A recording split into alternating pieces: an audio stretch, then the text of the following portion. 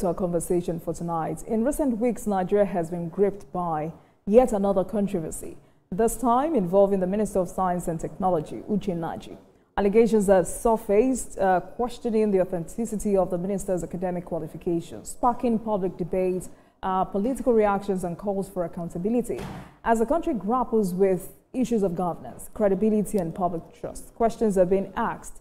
How did we get here? What does this mean for the administration's image, and more importantly, for the future of public service integrity in Nigeria? Joining me tonight to unpack the implications of this controversy is public affairs analyst, Mr. Chukwunonye Okereke. Mr. Okereke, thank you for joining us on the program. Thank you.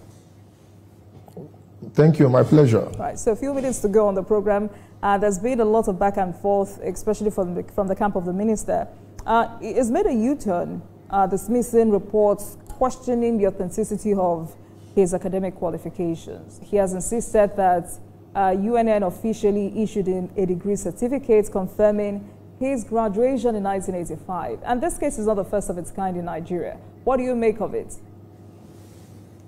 Thank you for having me this evening, because a lot of clarification has to be made. Too many things have been flying in the media space, especially social media.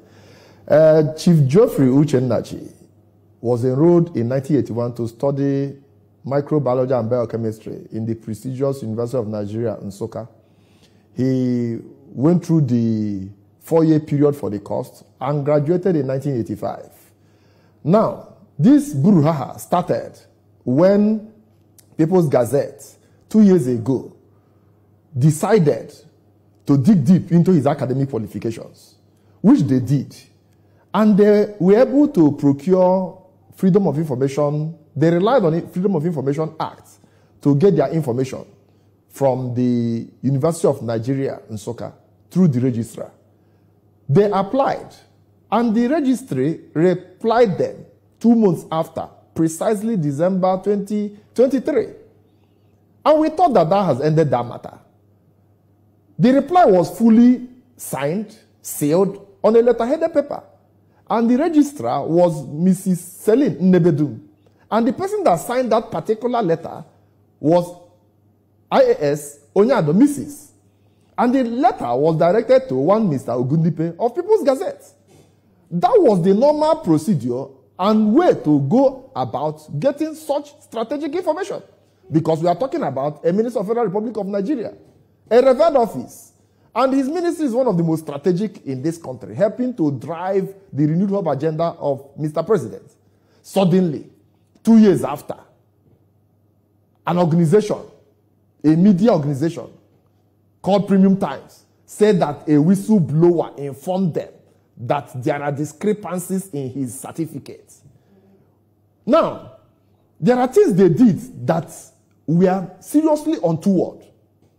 Going to the Senate, I didn't know whether they stole the certificates of the minister, which is submitted for his screening, or they got it through the Freedom of Information Act. It is left for the institution of the Senate to engage the Premium Times managers or their owners, how they were able to lay their hands on that particular document.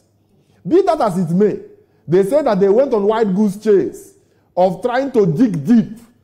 An organization that is not headquartered inside a university, and the university opened their registry for them, which you and I know that is not possible for a university to just open their registry for them.